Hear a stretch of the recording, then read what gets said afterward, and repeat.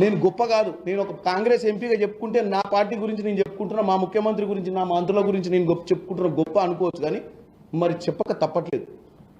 ఎందుకు ఇంత కాన్సన్ట్రేషన్? ఇది మొదటిసారా ఈ భూముల వేలం జరిగేది, ఈ భూముల గవర్నమెంట్ భూములలో ఏదైనా కార్యక్రమాలు చేసేది, గవర్నమెంట్ భూమిని గవర్నమెంట్ కాపాడుకునే ప్రయత్నం చేసేది ఈ భారతదేశంలో ఇది మొదటిసారా? ఇలా వక్ఫ్ బోర్డు బిల్లు ఎందుకు పెట్టిర్రు?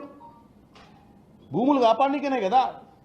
రాత్రి 3 దాకా పార్లమెంట్లో చర్చ జరిగింది, భూములు కాపాడనికేనే కదా, కబ్జాలలో ఉన్న భూములు కాపాడనికేనే కదా. మరి అదే అంశం మీదకి వస్తే ఈరోజు అందరం మాట్లాడుకోవాల్సిన అవసరం ఏంది?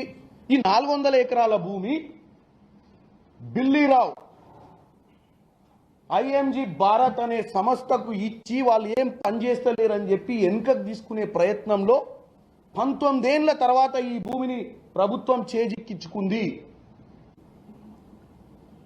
మరి దానికి తెలంగాణ ప్రజలు మన విలువైన భూముల్ని మనం ఒక ప్రైవేట్ సంస్థకు దారదత్తం చేస్తే ఆ ప్రైవేట్ సంస్థ దాన్ని సద్వినియోగపరచకుండా అన్ని వేల కోట్ల రూపాయల భూమిని, మన ఆస్తిని దోసుకునే ప్రయత్నం చేస్తే ప్రభుత్వం కాపాడి దాంట్లో ఏం చేస్తారన్న కార్యక్రమాలు ఇంకా మేము చెప్పకముందే మేము దాన్ని అమ్ముతామని, మేము అమ్మేస్తున్నామని, మా చుట్టాలకు ఇస్తున్నామని, మా బామ్మర్దులకు ఇస్తున్నామని వీళ్ళే పిట్టకథలు రాసి తెలంగాణ ప్రజలందరినీ కన్ఫ్యూజ్ చేసే ప్రయత్నం చేశారు. ప్రభుత్వం ఏం చేయాలనుకుంటుంది? ప్రభుత్వానికి చిత్తశుద్ధి ఉంటే, గత ప్రభుత్వానికి ఉన్న చిత్తశుద్ధి అయితే నాకు తెలుసు. గత ప్రభుత్వము ఎంతో గొప్పగా చెప్పుకుంటుంది ఏంది ఈ భూములని. గత ప్రభుత్వం చేసిన పనులు చెప్తే,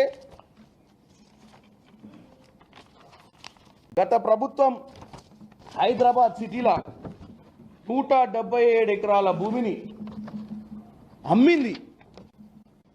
ఎవరికి? రియల్ ఎస్టేట్ వాళ్ళకు 12,000 కోట్ల రూపాయలకు.